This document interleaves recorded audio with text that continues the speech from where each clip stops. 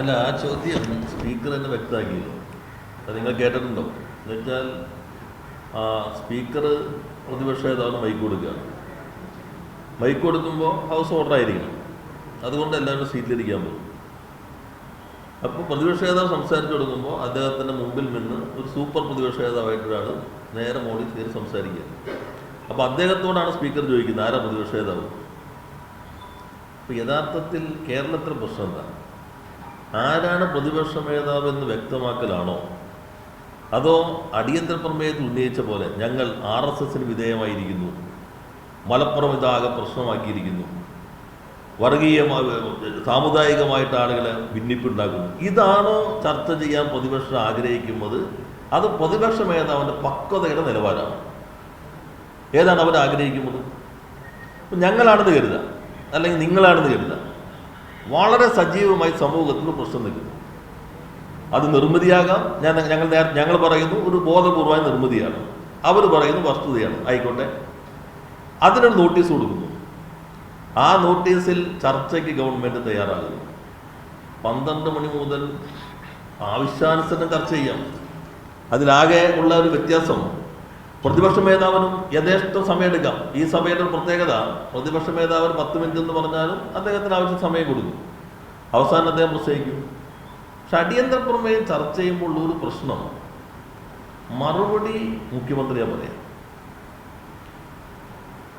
മറ്റതാണെങ്കിൽ ഇറങ്ങിപ്പോക്കാണ് അവസാനം. നോട്ടീസ് അവതരിപ്പിക്കും, മുഖ്യമന്ത്രി വിശദീകരിക്കും, പ്രമേയ അവതാരകൻ അവതരിപ്പിക്കും, മുഖ്യമന്ത്രി മറുപടി പറയും, സ്പീക്കർ തീരുമാനം എടുക്കും, പിന്നെ ഒരു പ്രസംഗവും, അത് കഴിഞ്ഞിട്ട് ഇവിടുത്തെ ഒരു പ്രസംഗവും ഉണ്ട്. ഇതാണ് സാധാരണ ഒരു സ്ക്രീൻ പ്ലേ. ഇതിലെന്തെന്ന് പറഞ്ഞാൽ ഞങ്ങളുടെ ഇടതുമുന്നണിയുടെ MLA എല്ലാവരും പ്രസംഗിക്കും, UDFനും പ്രസംഗിക്കാം, പ്രതിപക്ഷ നേതാവിന് ആവശ്യാനുസരണം പ്രസംഗിക്കാം, മുഖ്യമന്ത്രി അതിനനുസൃതമായി സമയമെടുത്ത് മറുപടിയും പറയും. അപ്പോൾ ഇതുവരെ കെട്ടിപ്പൊക്കിയതൊക്കെ ഒരു കുമിള പോലെ തകർന്നടിയപ്പെടും. അപ്പം അതുകൊണ്ടാണ് കേരളത്തിൽ ഞങ്ങൾ RSSന് വിധേയമായെന്നതല്ല പ്രശ്നം, അല്ലെങ്കിൽ മലപ്പുറത്ത് അധിക്ഷേപിച്ചു എന്നതല്ല പ്രശ്നം. പ്രതിപക്ഷ നേതാവിന് പക്വതയുണ്ടോ ഇല്ലയോ, ആരാണ് പ്രതിപക്ഷ നേതാവ്? ഈ പ്രശ്നത്തിലേക്ക് കേരളത്തിലെ പ്രതിപക്ഷം ചുരുങ്ങിപ്പോയി എന്നുള്ളതാണ്. ഇതാണ് നമ്മൾ കാണേണ്ട വസ്തുത. അല്ല, അതെല്ലാം അതിൻ്റെതായ നടപടിക്രമങ്ങളുണ്ടല്ലോ. സ്പീക്കറാണ് തീരുമാനിക്കുന്നത്.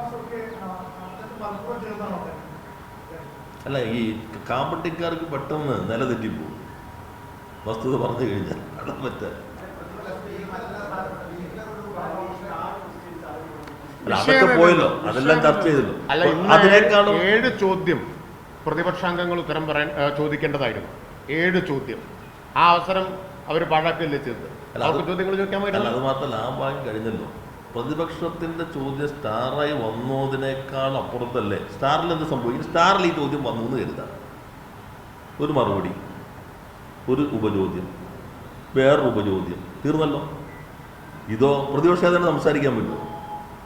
ഈ പ്രശ്നം തന്നെ സ്റ്റാറായി, ഇപ്പോൾ ഇവർ മുന്നേ അടിയന്തര പ്രമേയത്തിൽ നോട്ടീസ് നൽകിയ പ്രശ്നമുണ്ടല്ലോ, അത് സ്റ്റാറായി സഭയിൽ വന്നു എന്ന് കരുതാം.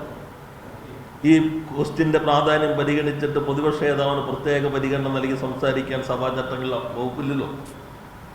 ആ വകുപ്പോടെ തുറന്നു കിട്ടിയേക്കല്ലേ. എത്ര നന്നായി പ്രസംഗിക്കാൻ പറ്റും, നല്ല പ്രാസംഗികരല്ലേ അവരെല്ലാവരും. അതെല്ലാം പറയാമല്ലോ, ഞങ്ങളെക്കുറിച്ചുള്ളതെല്ലാം പറയാം, നിങ്ങൾ തയ്യാറാക്കിക്കൊണ്ടിരിക്കുന്ന കാര്യങ്ങളെല്ലാം പറയാം, അതെല്ലാം വിശദീകരിക്കാം. ഞങ്ങൾ മറുപടി കൂടി പറയും, അത്ര